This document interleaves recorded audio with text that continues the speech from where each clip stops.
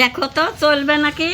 পুরো শ্রাবণ মাসের পারমিট দিয়ে দিয়েছে, যেদিন খুশি বানাও, একদম মজা পাই যাবা। শোনা, পটলের খোসা ছাড়ি মাঝখানে শ্বাস বেশি বাইর করে নিবো। এক নতুন আইটেম নাতি নাতনিরা সুস্বাদু লাগবে। এই দিয়ে এক থালা ভাত শেষ করে দিবা। এরকম একদিকে থাকবে নৌকা, অন্যদিকে নৌকার লোকজন। প্রথমে ছোলার ডাল 1 ঘন্টা আগে ভেজে রেখেছিলাম। এই শিলপাটায় ভেজে নিয়ে ছোলার ডাল আর কাঁচা লঙ্কা দিয়ে মেহি করে বাইকে তুলে নেবো।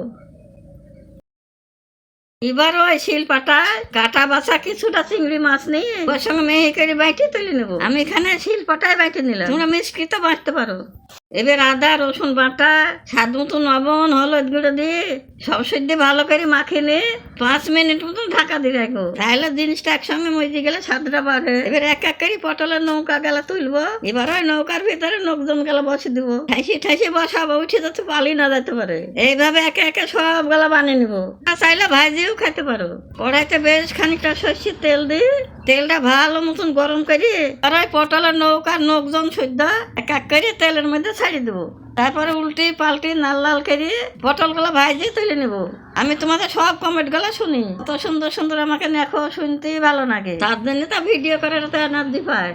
এইভাবে তোমার ভিডিওতে কমেন্ট করো। পটল ভাজা তেলে অল্প একটু চিনি দিয়ে নাড়িয়ে চাড়িয়ে শুকনো লঙ্কা কালো জিরে ফোড়ন দেবো। এবার পেঁয়াজ বাটা, আদা রসুন বাটা দিয়ে হালকা একটু ভাজে নিয়ে তারপরে টমেটো বাটা, স্বাদ মতো লবণ, হলুদ গুঁড়ো, জিরির গুঁড়ো, লঙ্কার গুঁড়ো দিয়ে এই মশলাটাকে ভালো করে কষবো। তারপর অল্প একটু চিংড়ি মাছ বাটা সামান্য জল দিয়ে আবারও সব সদ্য ভালো মতো কষবো।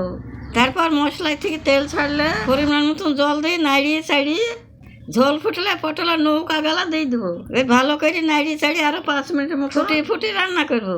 যত ফুটবে তত স্বাদ। ব্যাস, এবার কাঁচা লঙ্কা আর ঘি দিয়ে নাড়িয়ে চাড়িয়ে ঢাকা দিয়ে রাখি দেবো যতক্ষণ না গরম ভাতে খাবো। তরকারিতে যা সুন্দর একটা সুগন্ধ ছাড়িয়েছে না, আমি তো নব সামলাতে পারছি না। এবার গরম গরম ধুমা ওঠা ভাতে ওই পটলের তরকারি নিয়ে খাবো। কি স্বাদ হয়েছে।